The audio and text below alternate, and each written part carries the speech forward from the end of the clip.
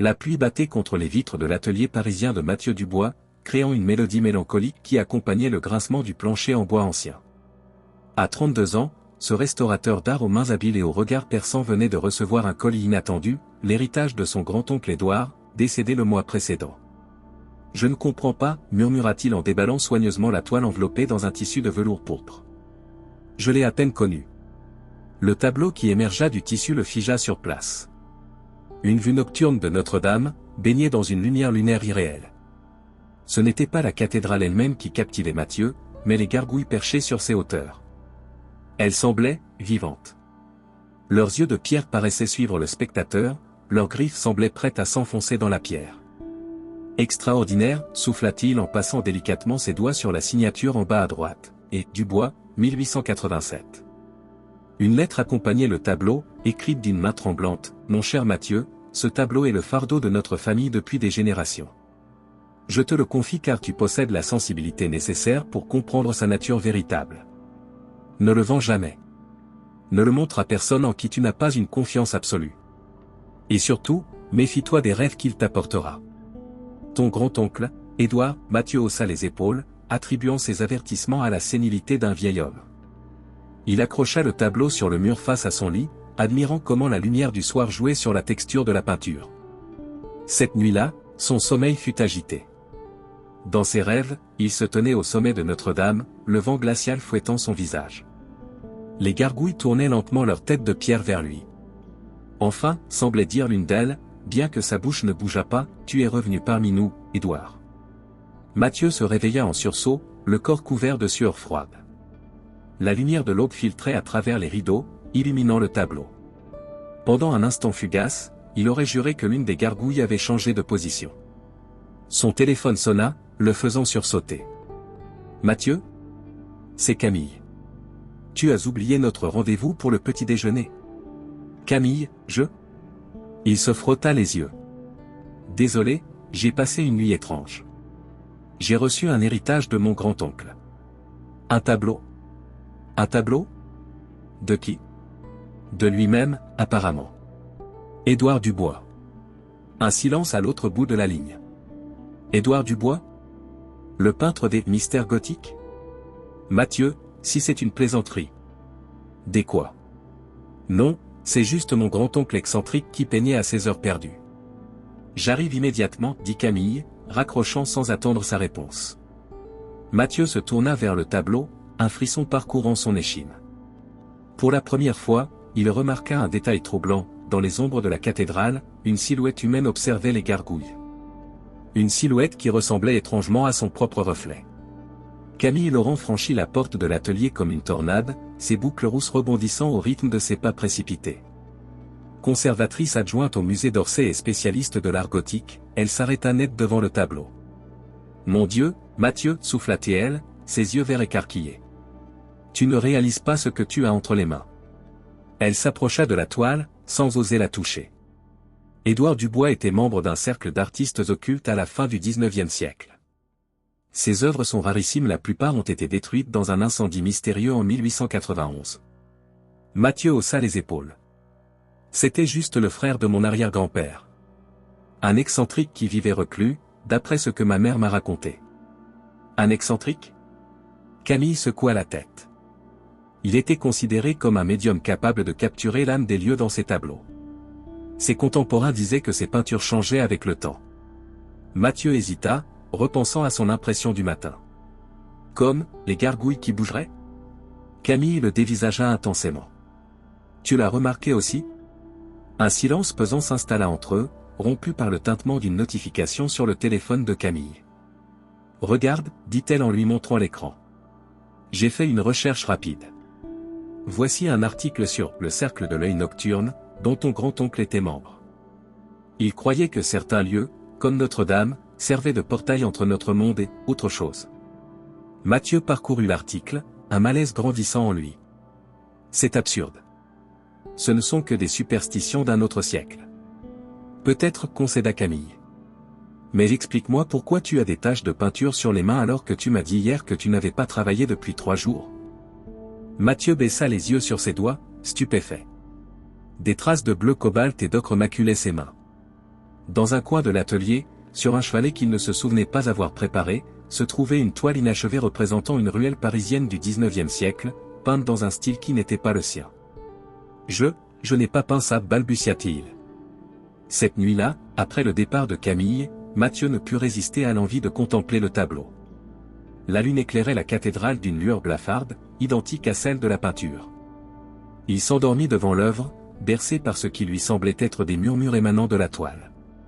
Dans son rêve, il marchait dans le Paris de la Belle Époque, ses pas résonnant sur les pavés humides. Il se dirigeait inexorablement vers Notre-Dame, guidé par une force invisible. Au pied de la cathédrale, un homme l'attendait, vêtu d'une redingote noire, le visage partiellement dissimulé sous un chapeau haute forme. « Tu portes mon sang, dit l'homme d'une voix caverneuse. Tu peux m'aider à la contenir. » « Contenir quoi ?» demanda Mathieu. L'homme pointa un doigt vers les hauteurs de la cathédrale. « La sentinelle. Elle s'éveille. » Mathieu suivit son regard. La gargouille la plus imposante, celle qui dominait le tableau, tourna lentement sa tête de pierre vers lui. Ses yeux s'illuminèrent d'une lueur rougeâtre. « Elle ne doit pas être libérée, » murmura l'homme qui ne pouvait être qu'Édouard Dubois. « Aide-moi, avant qu'il ne soit trop tard. » Mathieu se réveilla en hurlant, le corps trempé de sueur.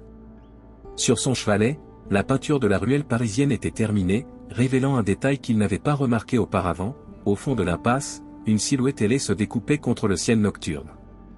Le café de la place Saint-Michel bourdonnait de conversations animées en cette matinée ensoleillée. Mathieu, les traits tirés par une semaine de nuits agitées, fixait son espresso sans le voir. Depuis l'arrivée du tableau, il avait peint frénétiquement 5 toiles représentant des scènes du Paris ancien, des lieux qu'il n'avait jamais visités, dans un style qui n'était pas le sien. Monsieur Dubois. Il leva les yeux. Une femme se tenait devant lui, la quarantaine élégante, vêtue d'un tailleur sombre qui contrastait avec son port altier. Ses cheveux noirs étaient tirés en un chignon serré, accentuant la sévérité de son regard perçant. Je suis Élise Moreau, historienne spécialisée dans l'architecture gothique, se présenta-t-elle en s'asseyant sans attendre d'invitation. J'ai vu la photo du tableau que votre amie Camille a partagé sur son compte professionnel. Mathieu se raidit. Elle n'aurait pas dû faire ça. En effet, acquiesça Élise, une lueur indéchiffrable dans le regard. Ce tableau n'est pas destiné aux yeux du public. Comment pouvez-vous le savoir? Elle sortit de son sac un carnet relié de cuir usé. Ce journal appartenait à Marie-Claire Devreux, une médium qui collaborait avec votre grand-oncle. Elle y décrit comment Édouard Dubois a capturé l'essence d'une des gargouilles de Notre-Dame, celle qu'ils appelaient la sentinelle. La sentinelle, répéta Mathieu, le nom résonnant étrangement avec ses rêves. Les gargouilles ne sont pas de simples décorations, monsieur Dubois. Dans la tradition ésotérique, elles sont des gardiens spirituels. La sentinelle est la plus puissante d'entre elles, chargée de protéger un artefact caché dans la cathédrale. Quel artefact? Élise referma son carnet. Une relique que certains appellent le cœur de pierre. Elle aurait le pouvoir de donner vie à la matière inanimée, ou d'emprisonner des âmes vivantes dans la pierre. Mathieu éclata d'un rire nerveux. Vous vous rendez compte de l'absurdité de vos propos? Avez-vous remarqué des changements dans le tableau, demanda-t-elle, imperturbable. Des positions différentes? Des détails nouveaux? Avez-vous commencé à peindre sans vous en rendre compte? Le rire de Mathieu mourut dans sa gorge. Comment savez-vous tout ça? Parce que c'est déjà arrivé. Votre grand-oncle n'est pas le premier à avoir peint la sentinelle.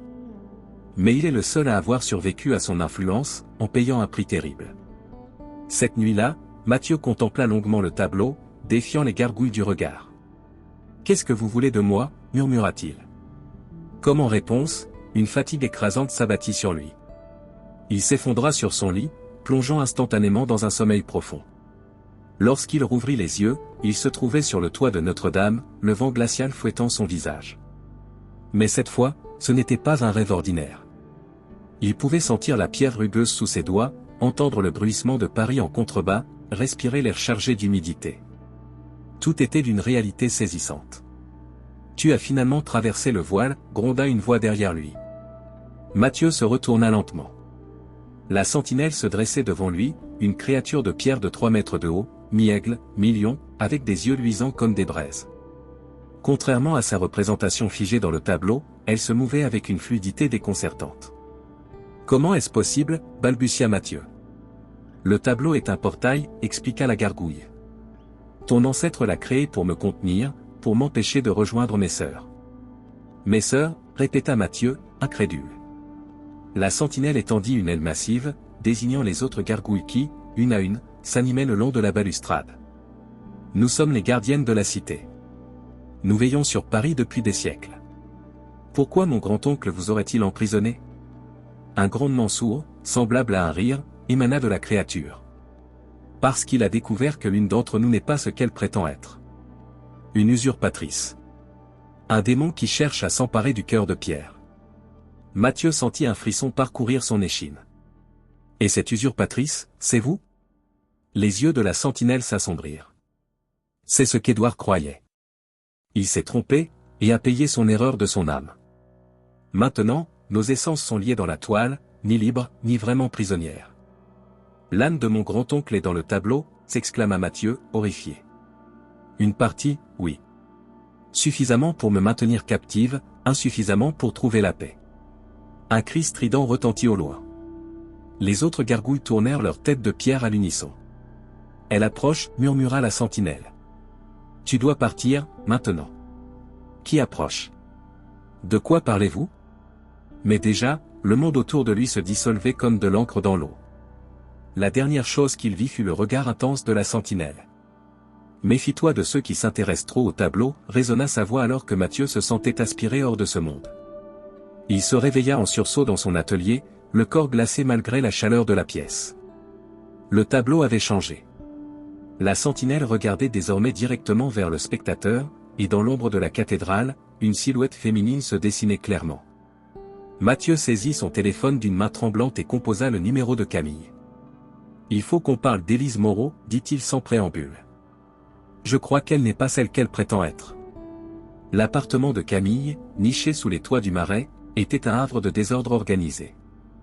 Des livres d'art s'empilaient sur chaque surface disponible, tandis que des reproductions de tableaux célèbres tapissaient les murs. Mathieu faisait les 100 pas, incapable de rester en place après avoir raconté son expérience surréaliste. Tu réalises ce que tu me demandes de croire, dit Camille, les mains crispées autour de sa tasse de thé. Que tu as physiquement visité un monde à l'intérieur d'un tableau, parlé à une gargouille, et que l'âme de ton grand-oncle y est emprisonnée. Je sais comment ça sonne, admit Mathieu. Mais comment expliques-tu ça? Il lui tendit son téléphone, montrant 2 photos du tableau prises à 24 heures d'intervalle. Les différences étaient subtiles mais indéniables, la position de la sentinelle, l'apparition de la silhouette féminine. Camille examina les images en silence, son scepticisme cédant peu à peu à la perplexité. D'accord, admettons que quelque chose d'inexplicable se produise. Quel rapport avec Élise Moreau? La sentinelle m'a mis en garde contre ceux qui s'intéressent trop au tableau. Et Élise est apparue précisément quand tu as partagé cette photo. Ce qui pourrait être une simple coïncidence, objecta Camille. Élise est une sommité dans son domaine. Si elle s'intéresse à ton tableau, c'est peut-être pour des raisons purement académiques. Mathieu secoua la tête. Elle en savait trop. Sur les changements, sur mes peintures nocturnes. Et cette silhouette dans le tableau, elle lui ressemble. Un silence pensif s'installa entre eux, rompu par la sonnerie du téléphone de Mathieu. Un numéro inconnu. Monsieur Dubois. La voix d'Élise Moreau était tendue. Il faut que nous nous voyions immédiatement. Quelqu'un d'autre sait pour le tableau. Quelqu'un de dangereux. Mathieu échangea un regard avec Camille. Qui? Victor Beaumont. Un collectionneur d'art, et bien plus. Il recherche des objets occultes depuis des décennies. S'il apprend que vous possédez un tableau d'Édouard Dubois représentant la sentinelle, il ne reculera devant rien pour l'obtenir. Comment savez-vous tout cela? Demanda Mathieu, méfiant. Un soupir à l'autre bout de la ligne. Parce que je fais partie des gardiens du seuil, une société secrète fondée au XIIe siècle pour protéger les secrets des bâtisseurs de cathédrales. Votre grand-oncle était l'un des nôtres. Après avoir raccroché, Mathieu resta silencieux, assimilant cette nouvelle révélation. Tu ne vas pas la rencontrer seul, déclara Camille, déterminée. Je viens avec toi. Ils convinrent d'un rendez-vous dans un lieu public, la bibliothèque Sainte-Geneviève, dont la grande salle de lecture offrait à la fois discrétion et sécurité par sa fréquentation constante. Élise les attendait dans un recoin isolé, entouré de volumes anciens. Son visage habituellement impassible trahissait une inquiétude palpable. Votre grand-oncle a fait quelque chose d'extraordinaire et de terrible, commença-t-elle sans préambule. Il a découvert comment transférer une partie de son essence vitale dans ses œuvres. Le tableau que vous possédez contient littéralement un fragment de son âme. Pourquoi aurait-il fait une chose pareille, demanda Camille, sceptique. Pour emprisonner ce qu'il croyait être un démon, répondit Élise. Il était convaincu que l'une des gargouilles de Notre-Dame avait été corrompue, qu'elle cherchait à s'incarner dans notre monde pour s'emparer du cœur de pierre. Et qu'est-ce que ce cœur de pierre exactement, intervint Mathieu. Élise hésita. Une relique ramenée de Terre Sainte pendant les croisades. On dit qu'elle contient une larme du Christ, cristallisée au moment de sa mort. Elle aurait le pouvoir de donner vie à la matière inerte, ou de pétrifier les vivants. Et mon grand-oncle a sacrifié une partie de son âme pour empêcher ce démon de s'en emparer, résuma Mathieu. Oui. Mais il s'est peut-être trompé sur l'identité du démon, murmura Élise. Les archives des gardiens suggèrent que la sentinelle pourrait être innocente. Que le véritable démon se cache parmi les autres gargouilles, attendant son heure. Un frisson parcourut l'échine de Mathieu. Et ce Victor Beaumont, quel est son rôle dans tout ça? Le regard d'Élise s'assombrit. Il collectionne des objets de pouvoir pour un rituel ancien. S'il obtient votre tableau et parvient à libérer l'entité qui y est emprisonnée, les conséquences pourraient être catastrophiques.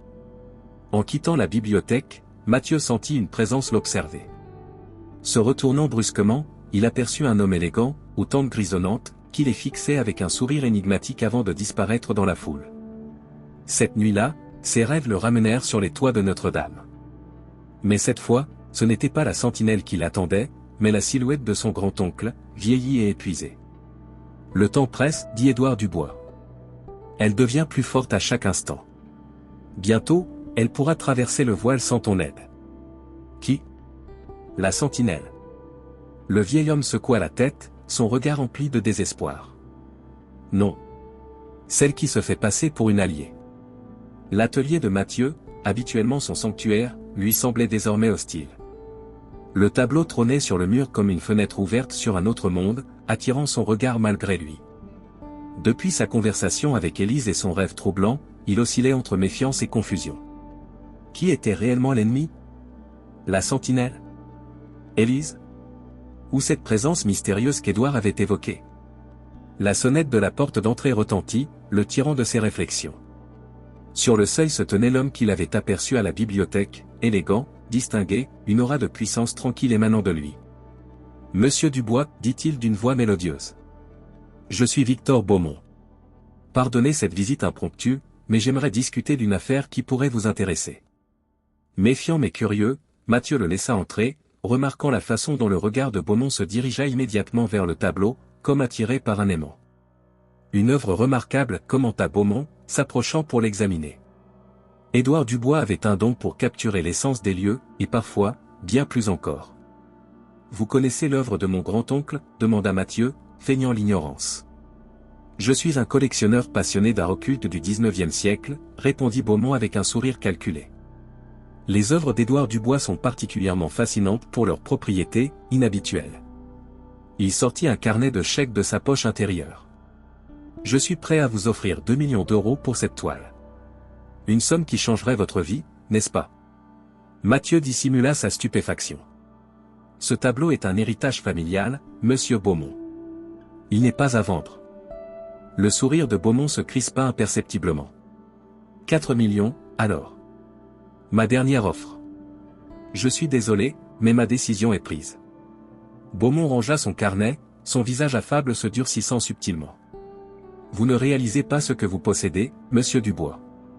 Ce tableau n'est pas un simple objet d'art. Il est dangereux. Dangereux? Comment un tableau pourrait-il être dangereux? Ne jouez pas à l'innocent, siffla Beaumont, son masque de courtoisie se fissurant. Vous avez parlé à Élise Moreau. Elle vous a empli la tête de mensonges sur les gardiens du seuil et leur noble mission. Il s'approcha, menaçant.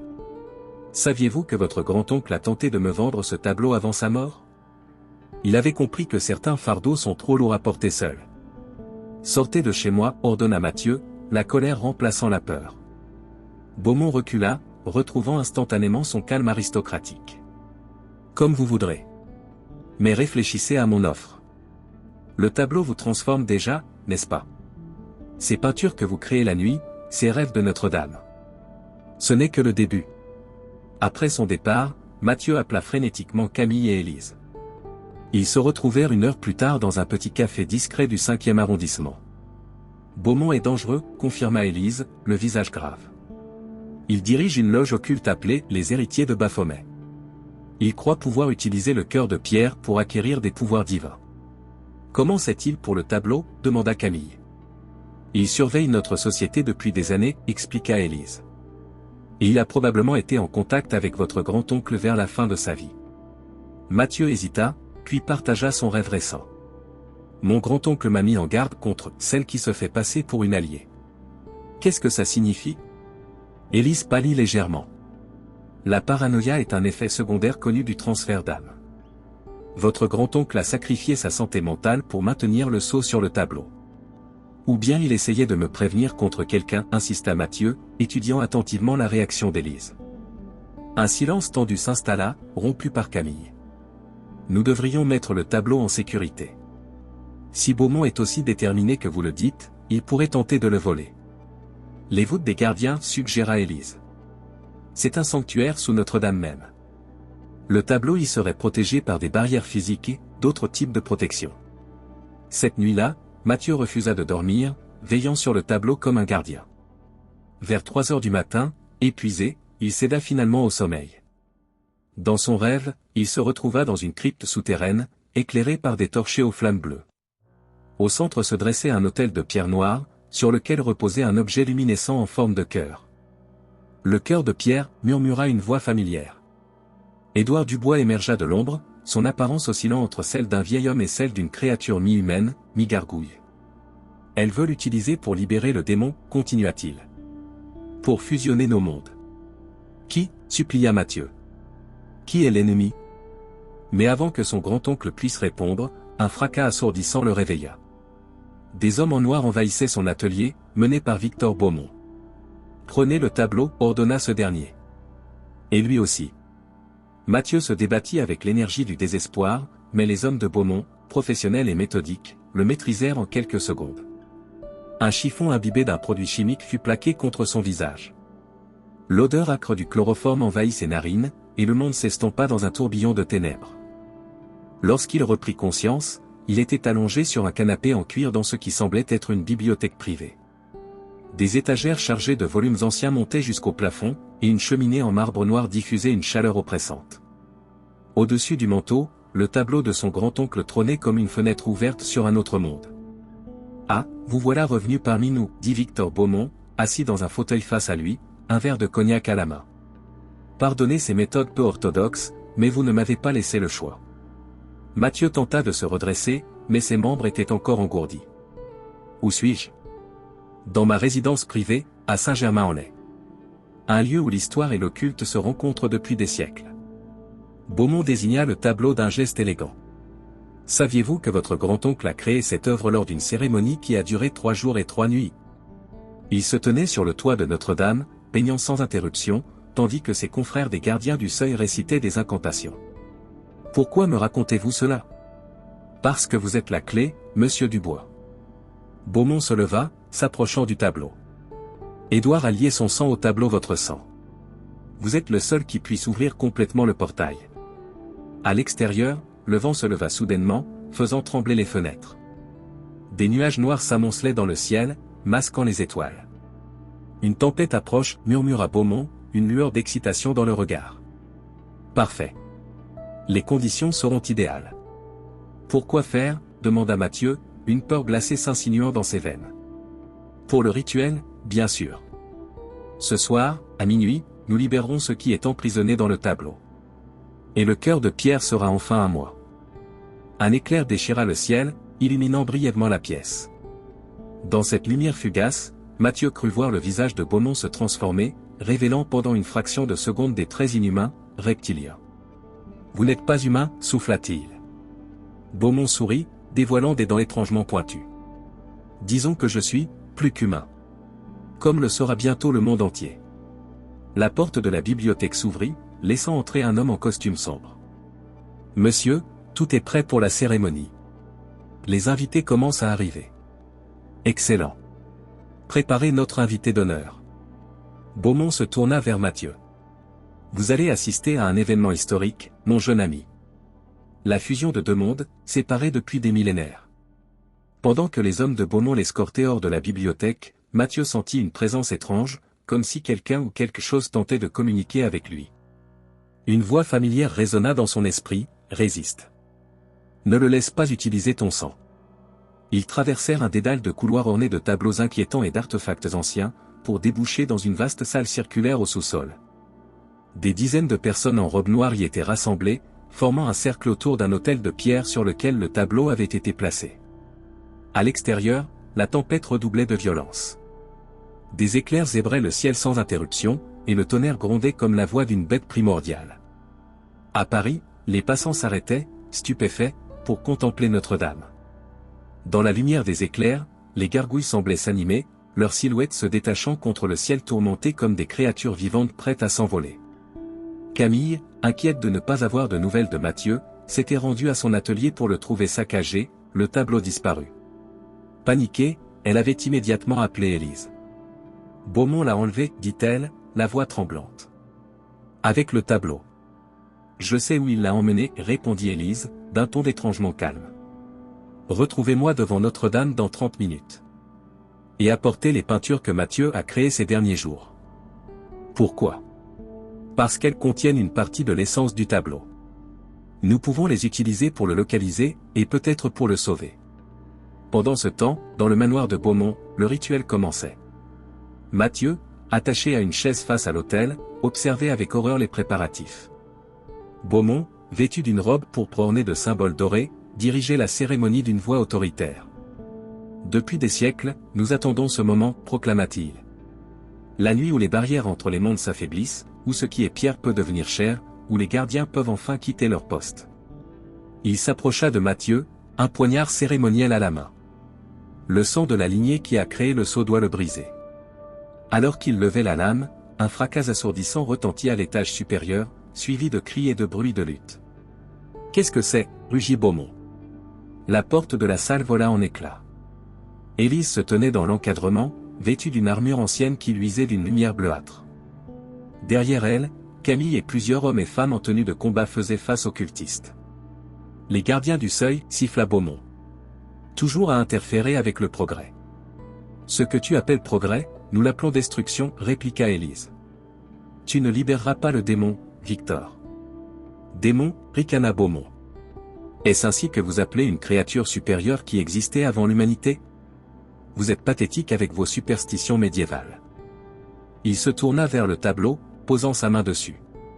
Viens à moi, gardienne des abysses. Ton serviteur t'appelle. Le tableau commença à luire d'une lumière malsaine, verte et pulsante. La surface de la toile ondula comme de l'eau, et la silhouette de la sentinelle sembla se détacher progressivement du fond. Profitant de la confusion, Camille se précipita vers Mathieu pour le libérer. « Il faut détruire le tableau, murmura-t-elle en défaisant ses liens. « Non, répondit Mathieu. Mon grand-oncle est piégé à l'intérieur.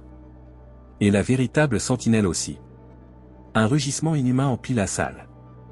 La créature émergeant du tableau n'était pas la sentinelle, mais une abomination ailée au trait vaguement féminin, sa peau de pierre parcourue de veines luminescentes.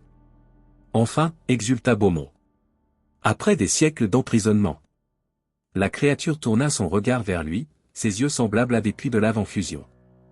Mon fidèle serviteur, dit-elle d'une voix qui semblait provenir des profondeurs de la terre. Tu m'as bien servi. Elle tendit une main griffue vers lui. Beaumont s'agenouilla, extasié. Maîtresse, je vous ai libéré comme promis. Accordez-moi le pouvoir que vous m'avez promis. Le pouvoir? La créature émit un son qui ressemblait à un rire. Voici ton pouvoir. Elle posa sa main sur le front de Beaumont. Un hurlement déchirant s'échappa de sa gorge tandis que son corps se transformait lentement en pierre, figé dans une expression d'horreur et de trahison. Humain, cracha la créature, balayant l'assemblée du regard. Si facile à manipuler avec des promesses de pouvoir. Élise s'avança, brandissant une épée ancienne qui brillait d'une lumière dorée. Retourne d'où tu viens, gargouille déchu. Tu n'as pas ta place dans ce monde. La créature rugit de colère. Tu ne peux pas me renvoyer, gardienne. Le sceau est brisé. Je suis libre. Pas encore, intervint Mathieu, s'approchant du tableau. Une partie du sceau demeure intacte. Il posa sa main sur la toile, sentant une chaleur familière se répandre dans son bras. Grand-oncle Édouard, j'ai besoin de votre aide. Le tableau s'illumina d'une lueur dorée, contrastant avec l'aura verdâtre de la créature. Une silhouette masculine commença à se matérialiser à côté de Mathieu-Édouard Dubois, à la fois jeune et vieux, humain et autre. Le sang qui a créé le sceau peut le restaurer, dit-il d'une voix qui résonnait comme un écho lointain. Mais le prix est élevé, mon neveu. Quel prix ? Demanda Mathieu. Une âme doit prendre ma place comme gardien. Pour maintenir l'équilibre. La salle souterraine était devenue le théâtre d'un affrontement cosmique. D'un côté, la gargouille déchue, créature de pierre et de feu dont la présence même semblait déchirer le tissu de la réalité, de l'autre, les gardiens du seuil menés par Élise, dernier défenseur d'un équilibre millénaire. Entre les deux, Mathieu et la manifestation spectrale de son grand-oncle se tenaient devant le tableau, dernier rempart contre le chaos. Un gardien, répéta Mathieu, assimilant les paroles d'Édouard. Quelqu'un doit prendre votre place dans le tableau. Pas seulement dans le tableau, précisa le spectre. Dans l'entre-deux-mondes. Ni vivant, ni mort. Veillant éternellement sur le sceau qui maintient la déchue prisonnière. La créature rugit, projetant des vagues d'énergie maléfique qui faisaient trembler les murs. Les cultistes survivants s'enfuyaient en hurlant, tandis que les gardiens formaient un cercle protecteur autour de Mathieu et du tableau. Nous n'avons pas le temps de débattre, intervint Élise, repoussant une attaque de la déchue avec son épée luisante. Si elle parvient à quitter cet endroit, elle se rendra directement au cœur de pierre.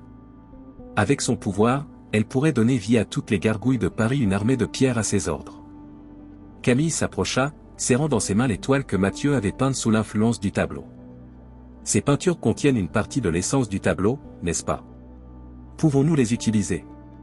Édouard hocha la tête, son apparence fluctuant entre celle d'un homme âgé et celle d'une gargouille humanoïde. Elles peuvent renforcer le sceau, mais nous avons toujours besoin d'un gardien. Je le ferai, déclara Mathieu avec une détermination soudaine. C'est mon héritage, ma responsabilité. Non, s'écria Camille. Il doit y avoir une autre solution. Un sourire triste se dessina sur le visage éthéré d'Édouard. Il y en a toujours une, mais elle exige un sacrifice différent.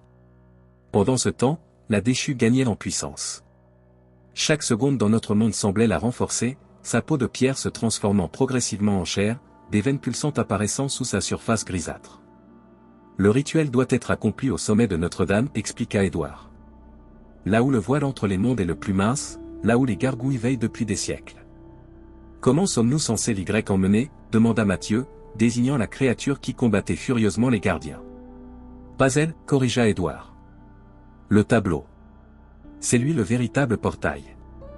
Si nous parvenons à le ramener à Notre-Dame et à restaurer le sceau, la déchue sera aspirée à nouveau dans sa prison de toile. Un plan fut rapidement élaboré. Tandis qu'Élise et ses gardiens maintiendraient la déchue occupée, Mathieu, Camille et deux autres gardiens s'échapperaient avec le tableau et les peintures pour rejoindre Notre-Dame. La tempête faisait toujours rage lorsqu'ils quittèrent le manoir de Beaumont, le vent et la pluie fouettant leurs visages tandis qu'ils se précipitaient vers la voiture. Dans le ciel nocturne, des éclairs verts et pourpres zébraient les nuages, phénomène surnaturel qui attirait l'attention des Parisiens médusés. Elle nous suit, avertit l'un des gardiens, observant par la lunette arrière une forme ailée qui se découpait contre le ciel tourmenté. Plus vite, ordonna Mathieu au conducteur. Paris semblait transformé par la tempête, ses rues désertes balayées par des bourrasques chargées de feuilles et de débris. Lorsqu'ils atteignirent l'île de la Cité, Notre-Dame se dressait devant eux, majestueuse et terrifiante dans la lumière des éclairs. Sur ses tours, les gargouilles semblaient frémir d'anticipation. « Comment accède-t-on au toit ?» demanda Camille alors qu'ils se précipitaient vers la cathédrale. « Par ici » répondit l'un des gardiens, les guidant vers une porte latérale dissimulée. Les gardiens du seuil ont toujours eu accès au passage secret de Notre-Dame. Ils s'engagèrent dans un escalier en colimaçon étroit, montant interminablement dans l'obscurité, éclairés seulement par la lueur blafarde de leur téléphone. Le tableau, porté avec précaution par Mathieu, semblait s'alourdir à chaque marche, comme s'il absorbait l'énergie environnante. Lorsqu'ils émergèrent enfin sur la galerie supérieure, le vent manqua de les renverser. La tempête avait atteint son paroxysme, transformant le ciel en un maelstrom de nuages tourbillonnants. Au loin, ils aperçurent la silhouette de la déchue qui volait vers eux, ses ailes déployées contre les nuages luminescents. Vite, pressa Mathieu. Nous devons préparer le rituel avant qu'elle n'arrive. Suivant les instructions transmises par Édouard à travers leur lien mystique, ils disposèrent les peintures en cercle au centre de la galerie. Le tableau fut placé au milieu, face contre le ciel tumultueux. Maintenant, nous avons besoin du sang de la lignée, murmura Mathieu, sortant un couteau de poche. Attends, intervint Camille, saisissant son poignet. Tu ne comprends pas ce que tu t'apprêtes à faire. Si tu deviens le gardien, tu seras piégé pour l'éternité. Quel autre choix avons-nous ? Un rugissement déchirant retentit au-dessus d'eux. La déchue planait à quelques mètres, ses yeux incandescents fixés sur le tableau. Insectes insignifiants, gronda-t-elle. Vous ne pouvez pas me renvoyer dans ma prison. Je suis trop puissante désormais. Elle plongea vers eux, ses griffes tendues pour s'emparer du tableau. Les deux gardiens s'interposèrent, brandissant des armes anciennes qui luisaient d'une lumière dorée. Mais la créature les balaya comme des fétus de paille, les projetant contre la balustrade de pierre. Mathieu s'entailla la paume, laissant son sang goûter sur la surface du tableau. Par le sang de mon sang, je restaure le sceau, récita-t-il, les mots venant à lui comme s'ils avaient toujours été en lui. Le tableau s'illumina, absorbant le sang qui semblait se répandre sous la surface de la toile, formant de nouveaux motifs, de nouvelles lignes de force. La déchue hurla de rage et de douleur, sentant le portail se rouvrir, l'attirant inexorablement. « Tu ne peux pas me contenir seul, siffla-t-elle, résistant à la force d'aspiration. Ton grand-oncle a sacrifié son âme entière. Es-tu prêt à en faire autant ?» Mathieu sentit ses forces diminuer. La créature avait raison, son sang seul ne suffisait pas. Il fallait une âme pour maintenir le sceau, un gardien éternel. « Je suis prête, déclara une voix derrière lui. Élise se tenait là, son armure luisante maculée de sang et de suie, mais son regard déterminé. « C'est mon destin. J'ai été préparé toute ma vie pour ce moment. » Élise, balbutia Mathieu, confus. « Comment êtes-vous arrivé ici ? Les passages secrets de Notre-Dame n'ont pas de mystère pour moi. » Elle s'avança, posant sa main sur le tableau à côté de celle de Mathieu. « Je suis la dernière descendante des bâtisseurs originaux de Notre-Dame. Mon sang est lié à ces pierres, à ces gargouilles. » La déchue rugit de plus belle, reconnaissant apparemment Élise. « Toi. Ta lignée m'a emprisonné la première fois. Et nous recommencerons autant de fois qu'il le faudra, répondit Élise avec une sérénité nouvelle. Elle se tourna vers Mathieu et Camille. Achevez le rituel. Utilisez mon sang avec celui de Mathieu. Ensemble, nous serons assez forts. Mathieu hésita, comprenant ce qu'impliquait sa demande. Vous serez piégé comme mon grand-oncle. Non, corrigea Élise avec un sourire paisible. Je serai transformé. Je deviendrai l'une d'elles, une gardienne de pierre veillant sur Paris pour l'éternité. Sans attendre davantage, elle s'entailla la paume et pressa sa main contre celle de Mathieu sur la surface du tableau. Leur sang mêlé forma des arabesques complexes, pulsant au rythme de leur cœur. Par le sang des bâtisseurs et des gardiens, entonna Élise, par la pierre et la toile, nous scellons le portail. Une lumière aveuglante jaillit du tableau, enveloppant Élise et la déchue dans un cocon d'énergie dorée. La créature se débattait furieusement, mais la force d'attraction était désormais irrésistible. Peu à peu, son corps se désagrégea en particules lumineuses qui furent aspirées dans la toile. Élise, toujours debout, commençait à se transformer. Sa peau prenait la texture et la couleur de la pierre, ses traits s'affirmaient, devenant plus anguleux, plus intemporels. Elle leva une dernière fois les yeux vers Mathieu et Camille. « Ne soyez pas tristes, dit-elle, sa voix déjà différente, résonnant comme le vent dans les hauteurs de la cathédrale. Je rejoins mes ancêtres dans leur veille éternelle. » Dans un dernier éclat de lumière, elle disparut, absorbée par le tableau. Lorsque la luminosité se dissipa, la tempête avec elle, le tableau avait changé. La sentinelle était toujours là, mais à ses côtés se tenait désormais une nouvelle gargouille aux traits vaguement féminins, au visage serein et déterminé. Mathieu et Camille restèrent silencieux, contemplant l'œuvre transformée. Dans le ciel, l'aube commençait à poindre, illuminant Notre-Dame d'une lumière nouvelle, promesse d'un jour différent.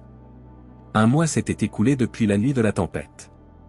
Paris avait repris son rythme habituel, les événements surnaturels relégués au rang de phénomènes météorologiques inexpliqués dans les journaux.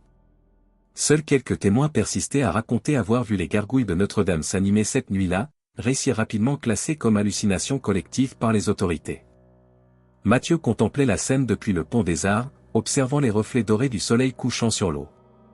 Son existence avait été bouleversée, transformée aussi profondément que le tableau qui reposait désormais dans un lieu secret. « Tu es en avance » dit Camille en le rejoignant, glissant sa main dans la sienne avec une familiarité nouvelle. « Je réfléchissais » répondit-il, serrant doucement ses doigts. « À tout ce qui s'est passé, à tout ce qui a changé. » Après la bataille, les gardiens du seuil survivant avaient pris en charge le tableau, l'emportant dans une crypte cachée sous Notre-Dame, un sanctuaire millénaire dont l'existence même était un secret jalousement gardé. Mathieu et Camille avaient été initiés à la société, devenant les plus jeunes gardiens de mémoire récente. « Tu penses à elle » demanda Camille avec douceur. Mathieu hocha la tête. « Je me demande si elle est consciente, si elle veille vraiment sur nous comme le disent les légendes. Les anciens textes suggèrent que les gardiens de pierre conservent une forme de conscience, répondit Camille. Différente de la nôtre, plus vaste, moins attachée au temps linéaire. Ils marchèrent en silence jusqu'à la cathédrale, dont les tours se découpaient contre le ciel crépusculaire. Depuis l'incident, Mathieu ressentait un lien particulier avec l'édifice, comme si une partie de lui-même y résidait désormais. C'est l'heure, rappela Camille en consultant sa montre. Ils se dirigèrent vers l'entrée latérale où les attendait Guillaume, le plus âgé des gardiens survivants, un homme aux cheveux blancs dont le visage buriné témoignait d'une vie de vigilance. « Vous êtes prêts » demanda-t-il, scrutant leur visage avec attention. Ils acquiescèrent, et Guillaume les guida à travers un dédale de passages secrets, descendant profondément sous la cathédrale. L'air devenait plus frais, chargé d'une odeur d'encens et de pierre humide. Ils débouchèrent finalement dans une vaste salle circulaire aux murs couverts de symboles anciens, éclairés par des torchers qui brûlaient d'une flamme bleue sans consumer leur support. Au centre, sur un autel de pierre noire, reposait le tableau, désormais encadré d'argent et protégé par une vitre de cristal gravée de runes de protection. « C'est la première pleine lune depuis le rituel » expliqua Guillaume. « Le moment où la barrière entre les mondes s'amincit à nouveau. Nous devons nous assurer que le sceau tient bon. » Il fit signe à Mathieu de s'approcher. « Ton sang a contribué à créer le nouveau sceau. Tu as un lien privilégié avec le tableau. » Mathieu s'avança, posant délicatement sa main sur la surface vitrée. Immédiatement, une chaleur familière se répandit dans son bras, et des images affluèrent dans son esprit, Notre-Dame vue des hauteurs, Paris s'étendant à perte de vue, le vent soufflant autour de corps de pierre immobiles mais conscients. « Je la sens » murmura-t-il. « Élise, ou ce qu'elle est devenue. Elle veille. » Et la déchue, s'enquit Guillaume, tendu. Mathieu ferma les yeux, s'immergeant plus profondément dans la connexion. Emprisonnée. Furieuse, mais contenue. Le sceau est solide. Un soupir collectif de soulagement parcourut l'assemblée des gardiens qui s'étaient rassemblés en silence. « Alors la cérémonie peut commencer » déclara Guillaume. Les gardiens formèrent un cercle autour de l'autel, entonnant un chant ancien dans une langue que Mathieu ne reconnaissait pas mais dont il saisissait intuitivement le sens, un hymne de gratitude envers les sentinelles de pierre, une promesse de vigilance partagée. Pendant le rituel, Mathieu sentit une présence familière effleurer son esprit. « Grand-oncle Édouard ?» « Plus tout à fait » répondit une voix qui semblait composée de plusieurs timbres entremêlés. « Nous sommes multiples désormais, unis dans notre veille éternelle. »« Êtes-vous heureux ?» ne put s'empêcher de demander Mathieu. Une sensation qui ressemblait à un rire bienveillant. « Le bonheur est un concept humain, mon neveu. Nous sommes en paix. Nous avons transcendé les limites de l'existence humaine. » Et Élise ? Elle s'adapte remarquablement.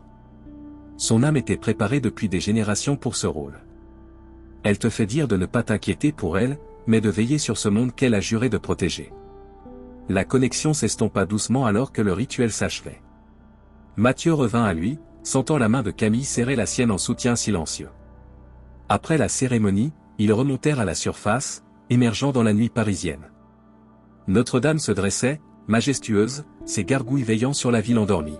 « Que faisons-nous maintenant » demanda Camille alors qu'ils traversaient le parvis désert. « Nous vivons » répondit simplement Mathieu. « Nous veillons. Nous nous souvenons. » Il leva les yeux vers les hauteurs de la cathédrale, où la silhouette d'une gargouille particulière se découpait contre le ciel étoilé. Pour un instant fugace, il aurait juré qu'elle avait incliné légèrement la tête dans sa direction. Et parfois, ajouta-t-il avec un sourire mélancolique, quand le vent souffle d'une certaine façon autour des tours, si on écoute attentivement, on peut entendre leur voix dans le murmure de la pierre. Camille suivit son regard, serrant sa main plus fort. Les gardiens éternels. Oui, confirma Mathieu. ni tout à fait vivant, ni vraiment mort. Veillant sur Paris depuis les hauteurs, protégeant les secrets que le monde moderne a oubliés. Ils s'éloignèrent lentement de la cathédrale, deux silhouettes parmi tant d'autres dans la nuit parisienne.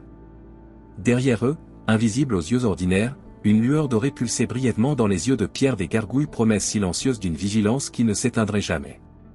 Dans l'atelier de Mathieu, désormais transformé en quartier général officieux des gardiens du seuil, les peintures qu'il avait créées sous l'influence du tableau étaient soigneusement alignées sur un mur.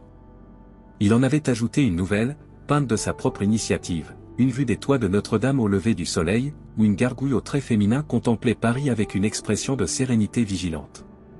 Sous le tableau, une simple inscription, à Élise Moreau, gardienne éternelle. La vie avait repris son cours, différente mais étrangement plus riche.